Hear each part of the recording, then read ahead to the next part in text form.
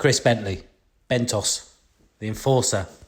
Think Exeter Chiefs, think Bentos, a popular talisman who made over 125 appearances for the now Premiership winners.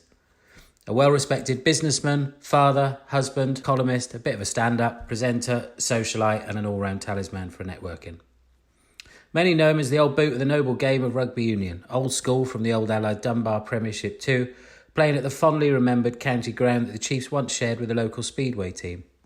His rugby career will be remembered for taking the Exeter Chiefs from humble beginnings to a side that has since won the Premiership.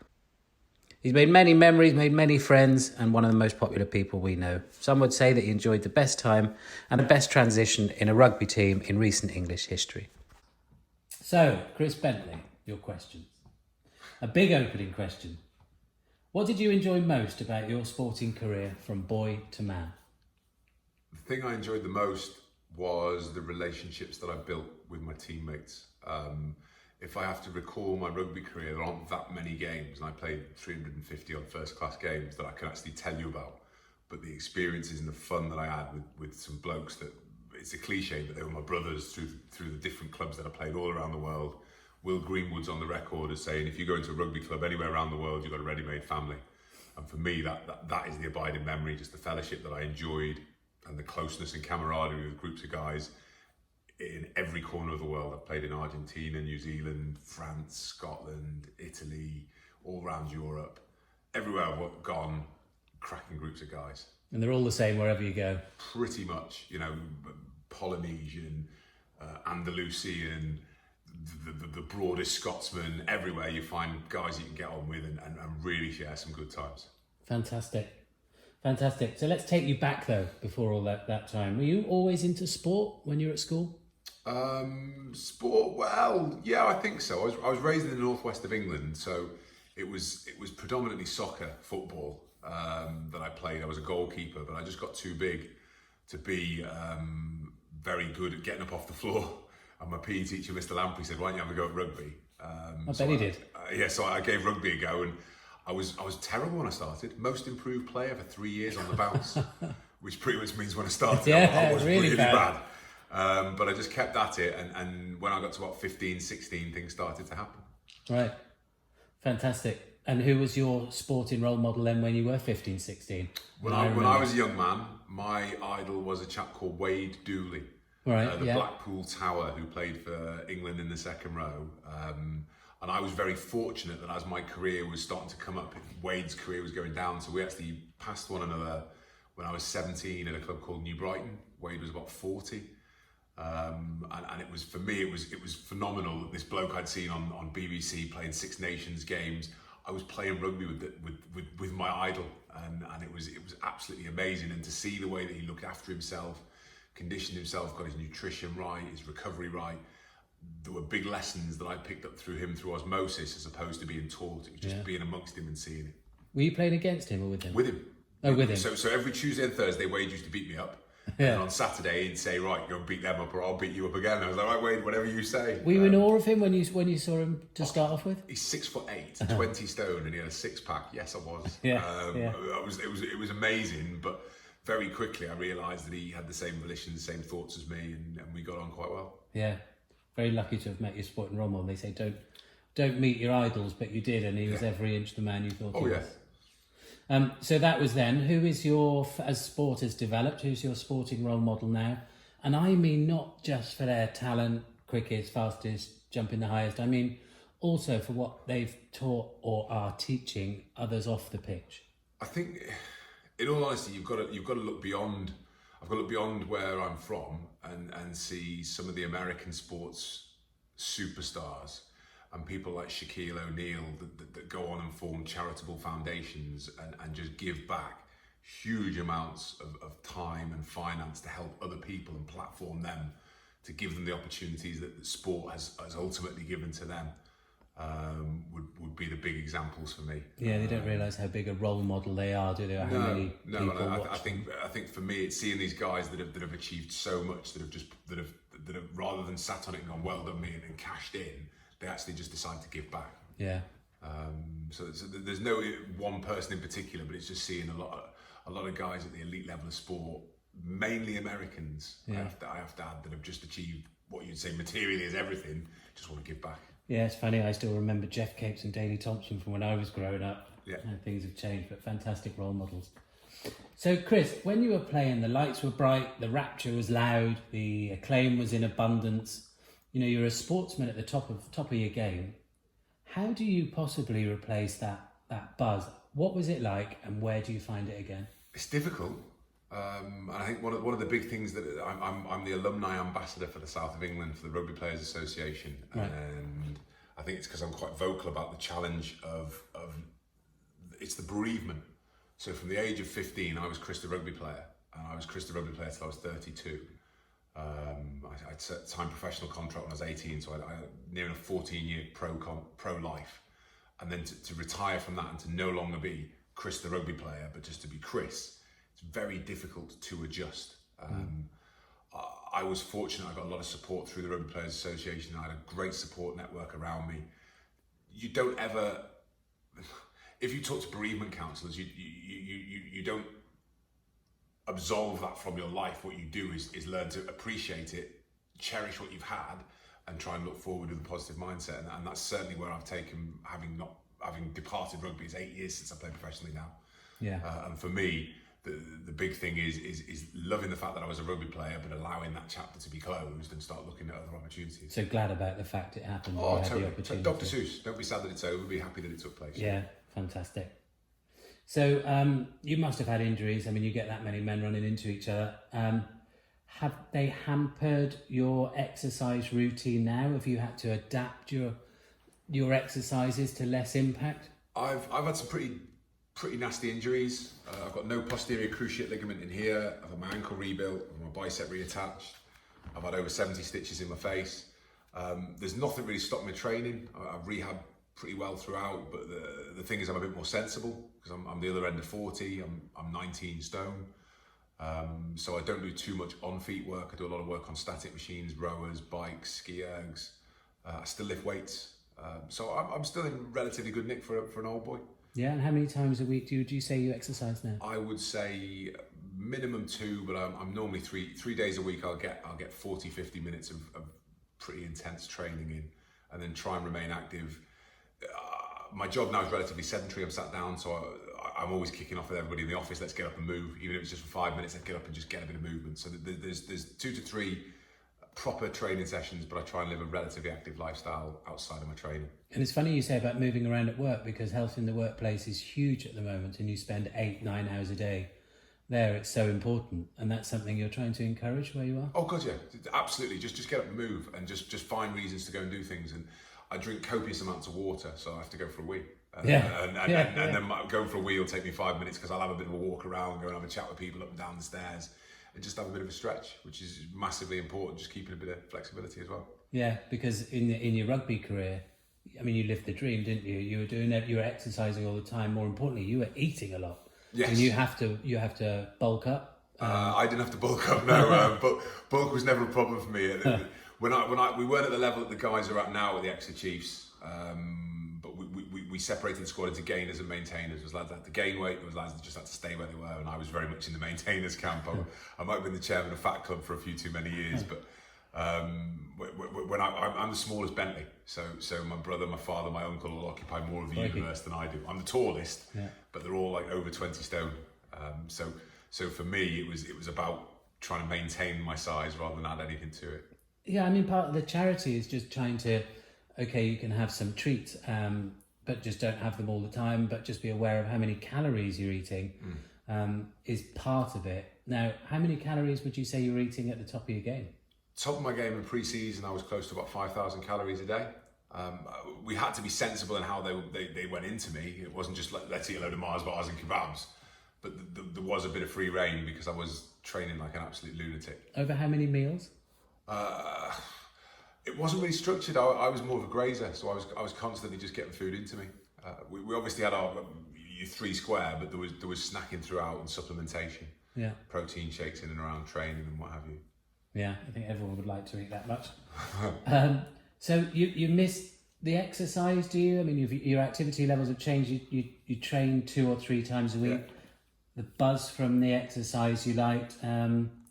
You've now gone into business. Yes. Are there pressures in business, or do you get the highs in business? Do they come anywhere as close to the ones you had on the pitch? There's very little to compare to doing the half lap before you completely warm up and you're about to go out and play. The half lap. The Exeter Chiefs had a thing. We'd finish our warm up. We'd all come together. Captain have a little word. Then we'd do half a lap of the stadium. So we'd acknowledge the North Terrace, East Terrace, run towards the grandstand. And the crowd used to stand up and cheer. And in my generation, we had a guy, Jim Skaysbrook, was an energizer. He was bouncing around, just like lively. And he's coming and he knew he could... He was tough. Yeah, but he knew... there's certain guys he knew he could really vent on. So he'd get after... On the games I was playing, he'd get after me. And you just thought, I'm going to go into battle. And I care for these guys. I love these guys. And that was the big thing with the Exeter Chiefs. When I was playing, we were establishing a toehold in the Premiership. And we didn't win as many games, but we knew we were never going to be out-infused, we were never going to be outworked. If teams were more skillful or their ability was greater than ours, then well done them, but they would never beat us in the no-talent battle. The big thing with us was getting off the floor, chasing a kick. Things that didn't require talent, we'd always do our maximal in that. And if people could beat us in any other aspect, well done, but they never beat us in the no-talent battle.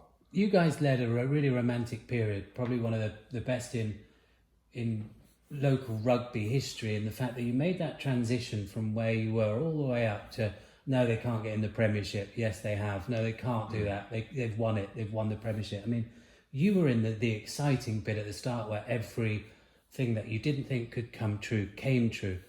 Why was it? Why did this happen to Exeter? What ran through Exeter that hasn't run through?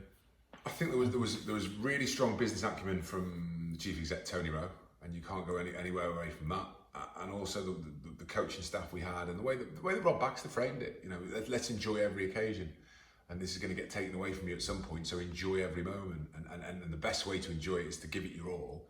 If you come off the pitch and you've absolutely emptied the tank, you've given everything you can give, and there's nothing more to do, there's nothing to complain about. If you maximised your effort, you look around and you see there's 14 other guys or 22 other guys that have all given everything, then so be it. If you look after the process, then invariably the result takes care of itself. And that was the thing, we just enjoyed each other's company, we enjoyed every moment, we looked forward to the challenge, pitting ourselves against the best. And the process took care of itself. And knowing that we were looked after and cared for by our overlords or the management made it, you could absolutely empty yourself. I ruptured my bicep twice in 2 years. And they're both 4-month injuries, but the club absolutely, there was no doubt. The club's with me. I'd been there for 6 years at the time. We got your back, Chris. It's fine. So you're going to throw yourself into the mixer because in every way you looked after. But it's only after the fact, because when you're in it, you live in week to week. It's when you get out of it and you just look back and go, bloody hell, that was a special time. So they were amazing times, Chris. You were with all your comrades. You were beating everyone. You were conquering. You had the city behind you.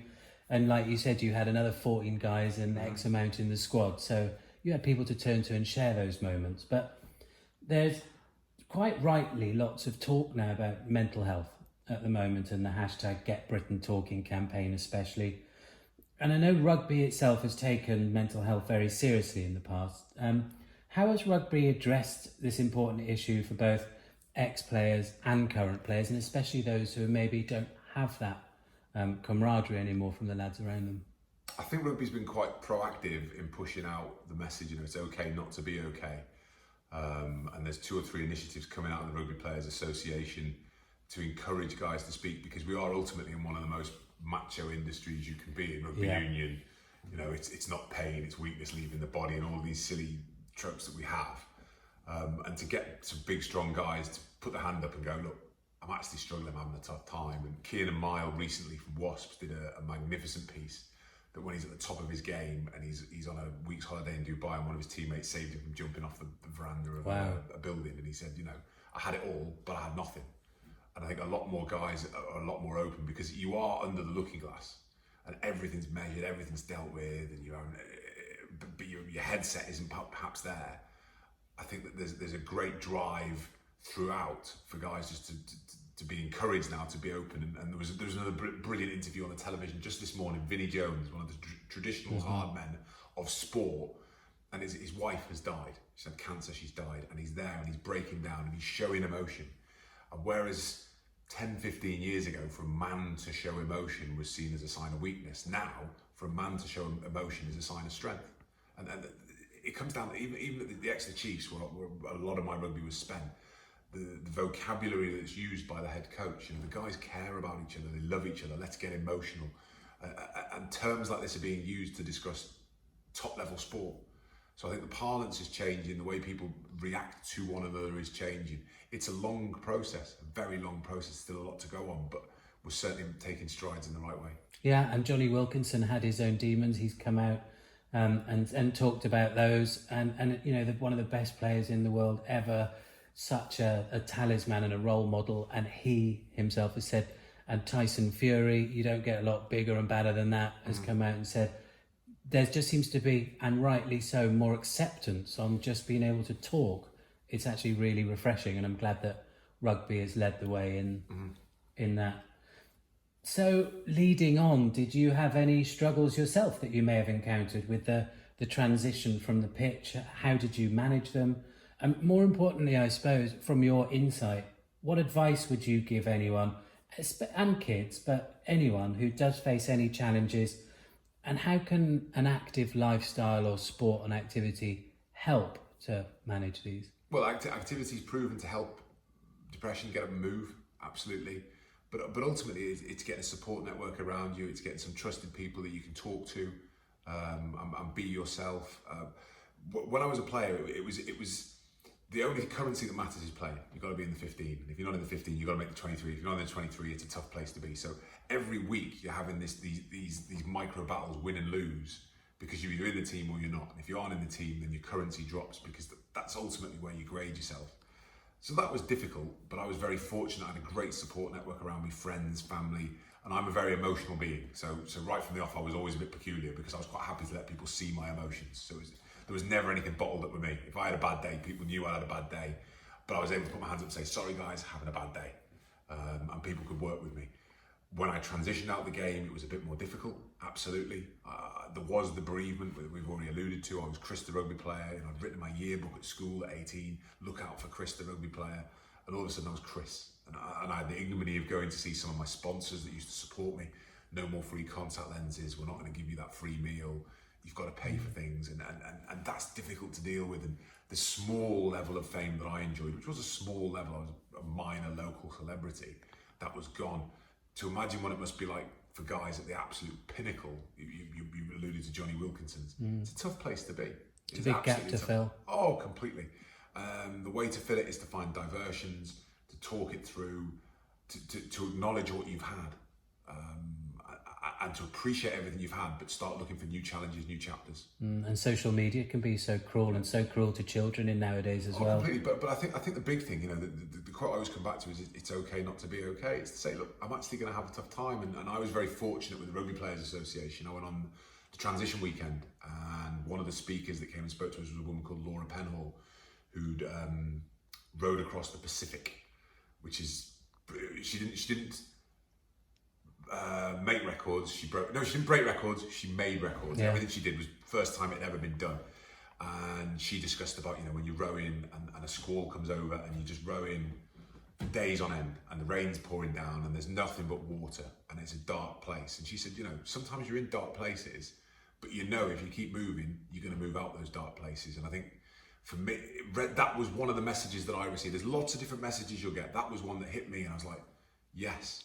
Sometimes it is going to be dark and the black dog's going to be with you and you're a bit miserable. Just keep on keeping on and know that you're going to get away from that. And for me, even now I might have a tough day or so, it is a day. And I'm very fortunate I'm able to confide in my wife and my family and say, you know, I'm feeling a bit miserable today. Just bear with me, I'll be okay, I'll bounce out pretty soon. It's a great message of positivity just to keep going though. You can see how the children nowadays with social media, you can be picked on from any angle at any time, whereas we used to be safe at home. There's an author, Matt Haig, who writes, I can't even think of his books, but look at Matt Haig on social media, really struggled with depression 10, 15 years ago, and he's emerged on the other side. He still has dark times, but he just talks about how he was on the verge of suicide. And he says, if you just keep on, stay strong, it gets better. And he's absolutely right. I've never been to those depths, but I've had some dark times. But if you just keep on, stay positive, keep moving, things get better. Fantastic. Thank you. And main bit of this charity and the campaign is to halve childhood obesity by 2030. What are your views on the general landscape of childhood obesity, or the way that children are being marketed to, the disparity between how healthy food is or hashtag isn't being marketed, whereas sugary foods and junk food, highly profitable commercial foods, are being marketed with huge budgets by the companies. What do you think we could do to address? You've just summed it up, really. Invariably, there was a bit of advice we were given by a nutritionist a long time ago. If something's on offer in a supermarket, it invariably isn't good for you. Anything that needs to be promoted or marketed invariably isn't good for you. Things that are good for you, carrots, aren't marketed, but they're good for you. You want to eat carrots, green things, they're good for you, eat them. But there isn't the profit, isn't there? There isn't the industrialisation making these things happen. It's a hearts and minds battle, it's an education battle, it's a cultural change. There's an awful lot of things need to happen for people to realise that ultimately a healthy lifestyle is better for you in every way. But there isn't the profit margins there for intensively farmed animals or processed factory food. And the belief is that it's cheaper to eat that lifestyle, but actually with the right understanding of how to cook and prepare your food, and it's equally as cost efficient, but so much better for your well-being in every which way. And you talk of education. Yes. So the hours that people are at school, I know with children yourself, and we've spoken about cereals and a sugar high at 9 o'clock in the morning, 9:30, which then falls into a lull about 11 o'clock, and there's a cultural change needs to take place. And it's very, very difficult as a parent of two children. I know how hard it is, that you're knackered, you get up in the morning, it's so easy just to slap some milk on a bowl or some cereal and go, there you go, child, off you go. But it's understanding that if they eat that, their blood sugar levels are going to be all over the show, because ultimately all carbohydrates metabolized into glucose within the system, and then they're going to go into their lessons, they're going to sit sedentary, they're going to have this pile of energy, and the body's going, what am I doing with this energy? Now, it's not too bad while children are growing, but ultimately you need to get the educational blocks in early, because when you stop your growing, if you carry on putting a big chunk of sugar in yourself and your body ain't growing, there's no need for that energy, what are you going to do? And I'm not the most educated nutritionist, but I can appreciate there needs to be a shift away from the traditional convenience into understanding lifestyle, that it might be convenient in this moment, but over the course of your life, that's probably not the best way to eat. And I know you're not a nutritionist, but you are a marketeer and you are a partner in a marketing firm, Smith Kim Baker. So here's a see, I got it in. Here's a question for you though. If you were given the campaign by the government to make healthy living appealing to children, I know I'm asking you on the spot, and we've talked about role models and using famous people. How would you package that? What campaign would you come up with, or an idea for a campaign that could attract children in without them feeling sold to, but sell the benefits of healthy living? Well, first and foremost, you just got to look at the battlefield you're in, and it is a battlefield. Go onto Google and type in worldwide food producers, and it comes down to what 8 different companies produce the vast majority of food, certainly processed food, that everybody eats. So you're talking about huge power, lobbying, marketing, selling to minds, this is what you need to eat. So there's a massive battle that's going on. In order to go against that, it's hearts, minds, it's cultural changes. So it can't just be one message. There has to be lots of different messages from lots of different angles, all with a positive outcome, to try and encourage people to try and live a slightly different lifestyle. There are some things my daughter won't eat. There are lots of different chocolates available in the world, but Lindt truffles, because there's palm oil. My daughter saw a very poignant video with an orangutan where its landscape was being cut down to produce palm oil. She loves orangutans. She now won't eat Lindt truffles because she saw that. So there's a negative association, but ultimately a positive. She knows if she doesn't eat palm oil, the orangutan might have somewhere to live. She's only young, but she appreciates that. So there's a message there, but also alignment next to sporting superstars and celebrities of the day, looking at healthy lifestyle choices, wholesome lifestyle choices, as opposed to having a McDonald's burger. Which from time to time, it's nice to have a treat, but it needs to be seen as a treat, and understanding that ultimately you're not really doing much good for the world as a whole. And vegetables will never be that glamorous, so we keep thinking of healthy. I think of lettuce and tomatoes. Now, we can't make those glamorous. Are there any alternatives to just talking about vegetables that we could educate children in a healthy way? There's lots of things, but It's a cultural shift. This is something that's been established through 30, 40 years of intensive marketing. You know, Coca-Cola put 20% of their budget back into selling Coca-Cola, and ultimately it's sugar water. It's 9 teaspoons of sugar in a can of Coke. All the money they make, they're pumping money back into selling it to you, and they're consistently doing that. The water board ain't selling water in the same way, but water is so much better for you in every single capacity. You know, you'll hydrate yourself better, you'll feel better. You know, 7 or 8 cups of water a day, you're in a much better state than if you're drinking Coca-Cola. But Coca-Cola is saying drink our stuff, drink our stuff, drink our stuff, and water's not counteracting that. No. And this is where you've got to have a huge change. Yeah, and it's going to take time, and we've taken up a lot of your time. I'd just like to say thank you very much for being, for being part of this, and we've learnt from your experiences on and off the field, as well as you being a father yourself. So we've asked Gabby Logan, we've asked your friend Sarah Cox, the legend rugby referee that she is doing so well. So we're going to ask you as well, if you had 3 sporting greats for a dinner, past or present, who would you most like to have with you at dinner party? Got to have the banter Muhammad Ali, just full stop, amazing. There's a chap that you'll probably have to end up Googling called Don Gable, who was a Greco-Roman wrestler who never ever lost. So I've got to have him just purely because I think he's the greatest sportsman ever. You've got to look up Don Gable. What is it? People talk about sweat and what have you, but it's a tough alloy called guts. He's got this quote that's just amazing. I can't think of it off the top of my head. And then beyond that, I've mentioned him already, Shaquille O'Neal, just because I want to feel petite. He's massive. As long as I can cover as well, that'd be great. So, Chris, you're a great model, a role model. Once you were Chris from rugby. Yes. If you could sum it up now, what are you now, Chris? I'm Chris the Bon Viveur. I'm enjoying my life. I think that's the main thing. I think the most important thing for me is happiness. Morecambe and Wise sing a lovely song, but there's a chap, Paul Dolan, look him up, London School of Economics, the happiness professor. And life is a pendulum that swings, pleasure and purpose. If you want really big pleasures, you've got to have really big purpose. You've got to drive really hard to achieve, to get these things.